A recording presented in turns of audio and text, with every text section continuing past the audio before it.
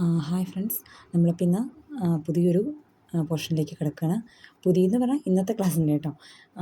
ലിഥിയവും മഗ്നീഷ്യവും. നമുക്ക് നേരിട്ട് ക്ലാസ്സിലേക്ക് പോകാം.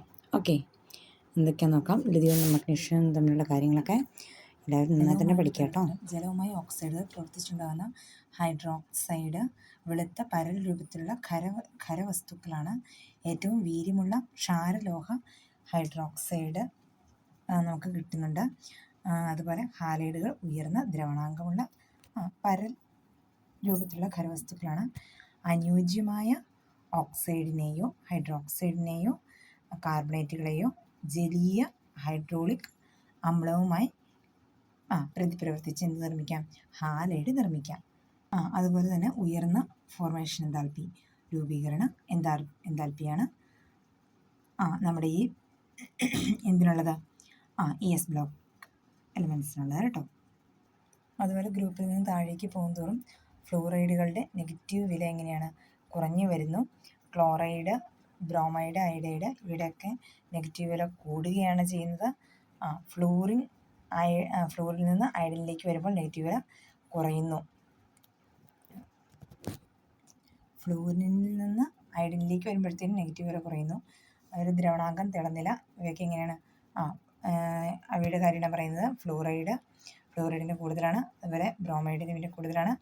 അയഡൈഡിനാണ് ഏറ്റവും കൂടുതലായിട്ട് വരുന്നത്. ഇവയൊക്കെ എല്ലാം ജലത്തിൽ ലയിക്കുന്നവയാണ്. എന്നാൽ ജലത്തിൽ ലയത്വം കുറവാണെന്ന് നമ്മൾ പറഞ്ഞല്ലോ. എന്തുകൊണ്ടത്? ഉയർന്ന ലാറ്റിസ് എൻതാൽപ്പി കാരണമാണ് ജലത്തിൽ ലയത്വം കുറവായിട്ട് വരുന്നത്. ലാറ്റിസ് എൻതാൽപ്പിയൊക്കെ എന്താണെന്ന് നമ്മൾ ലാറ്റിസ് ഊർജ്ജം എന്താണെന്നുള്ള കാര്യം പറഞ്ഞതാണ്, കഴിഞ്ഞ ക്ലാസ്സിൽ പറഞ്ഞായിരുന്നു. അപ്പോൾ അതെന്താണെന്ന് അറിയത്തില്ലാത്തവരെ ക്ലാസ് ഒന്നുകൂടെ വാച്ച് ചെയ്യുക. അതുപോലെ സി ഷേഡഡ് ഉണ്ടല്ലോ, സി ഷേഡഡിന് 2 അയോണിനും കുറഞ്ഞ ജലസംയോജന എൻതാൽപ്പിയാണുള്ളത്. ലിഥിയത്തിൻ്റെ അസാധാരണമായ സ്വഭാവങ്ങൾ എന്തൊക്കെയാണെന്ന് നമുക്ക് നോക്കാം. ലിഥിയ ആറ്റത്തിന് സ്വാഭാവികമായിട്ടും വലിപ്പം കുറവാണ് അല്ലേ.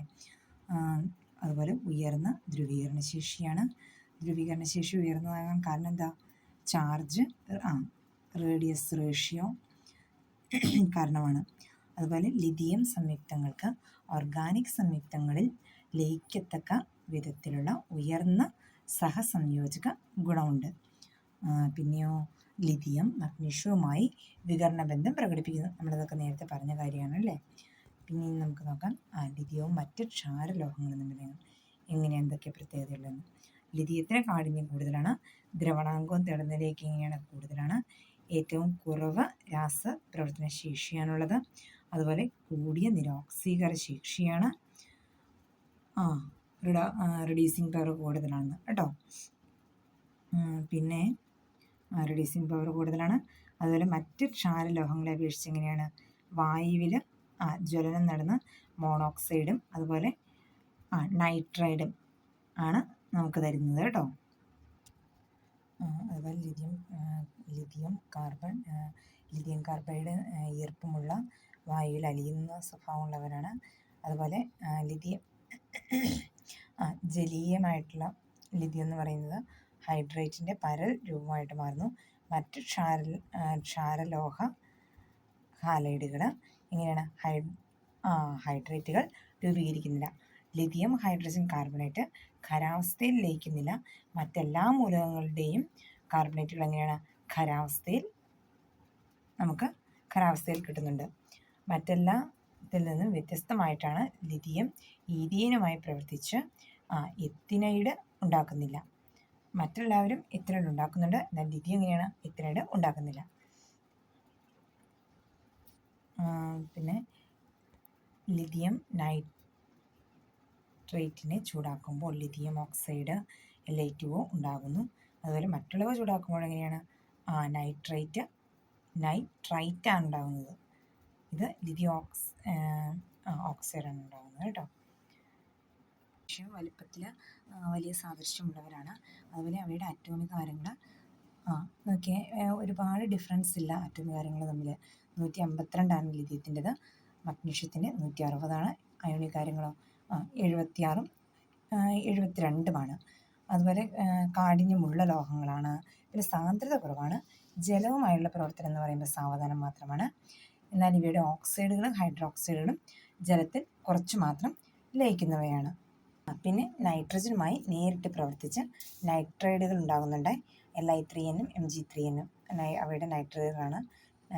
പിന്നെ Li2O, MgO ഇവയൊക്കെ കൂടുതൽ ഓക്സിജനുമായി പ്രവർത്തിച്ച് സൂപ്പർ ഓക്സൈഡുകൾ ഉണ്ടാകുന്നില്ല. ചില ലോഹങ്ങളുടെ ഓക്സൈഡുകൾ ഓക്സിജനുമായി പ്രവർത്തിച്ച് സൂപ്പർ ഓക്സൈഡുകൾ നൽകുന്നവരുണ്ട്. അതാണ് അങ്ങനെ പറയുന്നത് കേട്ടോ. ലിഥിയം, മഗ്നീഷ്യം കാർബണേറ്റുകൾ ചൂടാക്കുമ്പോൾ കാർബൺ ഡൈ ഓക്സൈഡും ഓക്സൈഡുമായി മാറുന്നു. ഖര ഹൈഡ്രജൻ കാർബണേറ്റുകൾ ഉണ്ടാകുന്നില്ല. ഓക്സൈഡായിട്ടാണ് മാറുന്നത്. കാർബൺ ഡൈ ഓക്സൈഡും ഓക്സൈഡുമായിട്ട് മാറുന്നു.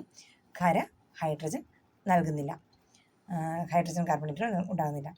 അതുപോലെ ലിഥിയം ക്ലോറൈഡും മഗ്നീഷ്യം ക്ലോറൈഡും ഒക്കെ എത്തനോളിൽ ലയിക്കുന്നവരാണ്. നമ്മൾ പറഞ്ഞില്ലേ ജലത്തിൽ ലയിത്വം കുറവാണെന്ന് പറഞ്ഞില്ലേ, അതുകൊണ്ട് തന്നെ എത്തനോളിൽ എങ്ങനെയാണ് ഇവർ ലയിക്കുന്നവരാണ്. പിന്നെ ലിഥിയം ക്ലോറൈഡ്, മഗ്നീഷ്യം ക്ലോറൈഡ് ഇവയൊക്കെ വായുവിൽ അലിയുന്ന സ്വഭാവം ഉണ്ട്. പിന്നെയോ ജലീയ ലായനിയിൽ നിന്നും ലിഥിയം ക്ലോറൈഡും മഗ്നീഷ്യം ക്ലോറൈഡ് ഇവയൊക്കെ ഹൈഡ്രേറ്റുകളായി പരലീകരിക്കപ്പെടുന്നു. ഹൈഡ്രേറ്റുകളായി പരലുകളുണ്ടാകുന്നു അവയുടെ.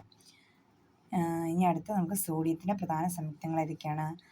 Sodium carbonate, sodium hydroxide, sodium chloride, sodium bicarbonate ഇവയൊക്കെ പ്രധാന സംയുക്തങ്ങളാണ്. അവയൊക്കെ നമുക്ക് ഓരോന്നോരോന്നായിട്ട് നോക്കാം. അവയുടെ സവിശേഷതകൾ. സോഡിയം കാർബണേറ്റ് എന്ന് പറഞ്ഞിട്ടുണ്ടെങ്കിൽ അലക്കുകാരമാണ്. അതായത് Na2CO3 അതാണ് ഇതിൻ്റെ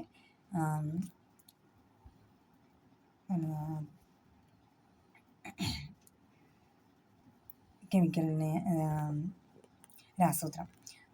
പിന്നെ സോൾവെന്റ് പ്രക്രിയ വഴിയാണ് Na2CO3 സോഡിയം കാർബണേറ്റ് ഉൽപ്പാദിപ്പിക്കുന്നത്. ഇതിനായി സോഡിയം ഹൈഡ്രജൻ കാർബണേറ്റിൻ്റെ കുറഞ്ഞ ലയിത്വം ഉപയോഗിക്കുന്നു. സോഡിയം ഹൈഡ്രജൻ കാർബണേറ്റ് കുറഞ്ഞ ലയിത്വമാണ് ഇതിനായിട്ട് സോൾവെന്റ് പ്രോസസ് ചെയ്യാനായിട്ട് ഉപയോഗിക്കുന്നത്. അതുപോലെ സോഡിയം ക്ലോറൈഡും അമോണിയം ബൈകാർബണേറ്റും തമ്മിലുള്ള പ്രവർത്തനത്തിൽ സോഡിയം ഹൈഡ്രജൻ കാർബണേറ്റ് എങ്ങനെയാണ് അവക്ഷിപ്തപ്പെടുന്നു. എന്ത് അവക്ഷിപ്തമാണ് നമുക്കവിടെ ലഭിക്കുന്നത് എന്നൊക്കെ ചിലപ്പോൾ എക്സാമിന് ചോദിക്കാം. NaClഉം അമോണിയം ബൈകാർബണേറ്റും തമ്മിലുള്ള പ്രവർത്തനത്തിൽ സോഡിയം ഹൈഡ്രജൻ കാർബണേറ്റ് ആണ് കേട്ടോ. ദെൻ അമോണിയ കൊണ്ട് പൂരിതമാക്കിയ ഗാഢ ക്ലോറൈഡ് ലായനിയിലേക്ക് കാർബൺ ഡൈ ഓക്സൈഡ് കടത്തിവിടുമ്പോൾ നോക്കി ആദ്യം ammonium carbonate NH4 toys CO3 ഉണ്ടാവുന്നു. അത് അതിൻ്റെ റിയാക്ഷനുകളുടെ ഇക്വേഷൻസാണ് കേട്ടോ നമ്മൾ എഴുതി വെച്ചേക്കുന്നത്. എഴുതിയിരിക്കുന്നത് ഓരോന്നും എഴുതിയിരിക്കുന്നതാണ്, ഇക്വേഷൻസാണ് എഴുതിയിരിക്കുന്നത്. പിന്നെ നമുക്ക് നോക്കാം. പരലായി രൂപം കൊള്ളുന്ന സോഡിയം ഹൈഡ്രജൻ നമ്മൾ പരൽ രൂപം ഉണ്ടാകുമെന്ന് പറഞ്ഞില്ലേ. പരലായിട്ട് രൂപപ്പെടുന്ന സോഡിയം ഹൈഡ്രജൻ കാർബണേറ്റിനെ ചൂടാക്കി സോഡിയം കാർബണേറ്റ് ഉണ്ടാകുന്നു. അതിൻ്റെ റിയാക്ഷൻ്റെ ഇക്വേഷനാണ് എഴുതിയിരിക്കുന്നത്. ഈ പ്രക്രിയയിലൂടെ ലഭിക്കുന്ന അമോണിയം ക്ലോറൈഡ് ഉൾപ്പെട്ട ലായനിയെ കാൽസ്യം ഹൈഡ്രോക്സൈഡുമായി പ്രവർത്തിച്ച് അമോണിയ വീണ്ടെടുക്കുന്നു. ഉപോൽപ്പന്നമായി കാൽസ്യം ക്ലോറൈഡ് ലഭിക്കുന്നു. ഉപോൽപ്പന്നമായി അമോണിയം ക്ലോറൈഡും കാൽസ്യം ഹൈഡ്രോക്സൈഡുമായി പ്രവർത്തിച്ച് അമോണിയ കിട്ടുന്നു. അതുപോലെ തന്നെ ഉപോൽപ്പന്നമായിട്ട് എന്ത് കിട്ടുന്നു? കാൽസ്യം ക്ലോറൈഡും പിന്നെ ജലവും കിട്ടുന്നു. പിന്നെന്താ പറയുന്നത്? Solvay process, potassium hydrogen carbonate ഇതൊക്കെ നിർമ്മാണത്തിന്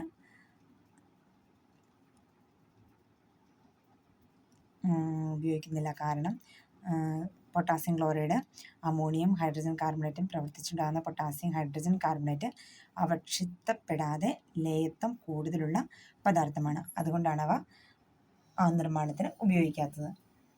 ഇനി നമുക്കതിൻ്റെ സവിശേഷതകൾ എന്തൊക്കെയാണെന്ന് നോക്കാം. ഡെക്ക ഹൈഡ്രേറ്റ് അതാണ് എഴുതിയിരിക്കുന്നത്. Na2CO3 ton H2O. ഡെക്ക എന്ന് പറഞ്ഞാൽ ടൺ അല്ലേ.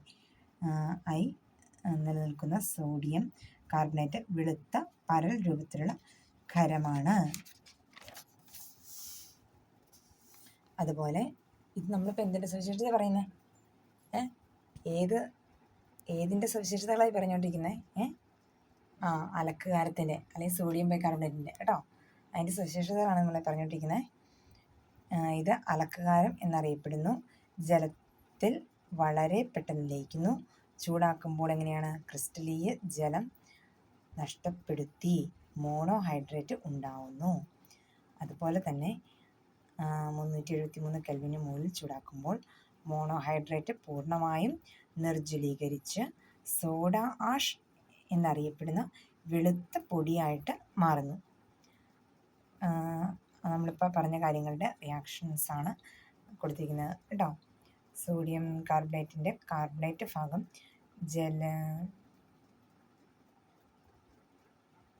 ജലവുമായി പ്രവർത്തിച്ച് ഒരു ക്ഷാരലായനി നമുക്ക് കിട്ടുന്നു.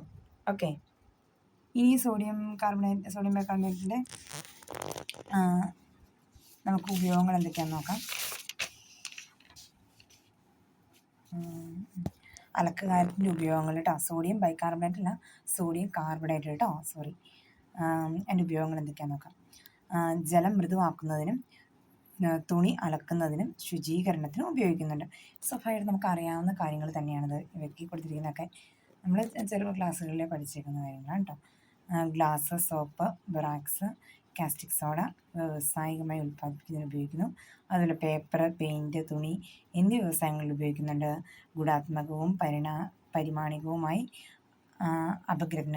അഭികർമ്മകം ആയി പരീക്ഷണശാലകളിലും ഉപയോഗിക്കുന്നുണ്ട്. അത് നല്ല ഒരു ഉപയോഗമുള്ളൊരു വസ്തുവാണ് അലക്കുകാരെന്ന് പറയുന്ന ഒരുപാട് കാര്യങ്ങളിൽ നമുക്കിത് ഉപയോഗിക്കേണ്ടതായിട്ടുണ്ട്. അതുകൊണ്ട് അതിൻ്റെ ഉപയോഗങ്ങൾ എന്തൊക്കെയാണെന്ന് മനസ്സിലായില്ലേ? അപ്പോൾ ഇനി ഇതിൻ്റെ ഓരോന്നിൻ്റെയും നമുക്ക് ഓരോ ക്ലാസ്സുകളിലായിട്ട് പഠിച്ചു തീർക്കാം. ദെൻ ഇന്നിപ്പോൾ ഇത്രയും ക്ലാസ് കൊണ്ട് നിർത്തുകയാണ്. നമ്മുടെ ചാനൽ എല്ലാവരും കാണുക, അതുപോലെ സബ്സ്ക്രൈബ് ചെയ്ത ശേഷം കാണുക, എല്ലാവരിലേക്കും ഷെയർ ചെയ്യുക, പിന്നെ ലൈക്ക് ചെയ്യുക, എന്തെങ്കിലുമൊക്കെ ഉണ്ടെങ്കിൽ കമൻറ്റ് ചെയ്യുക. Then bye. ഓക്കെ.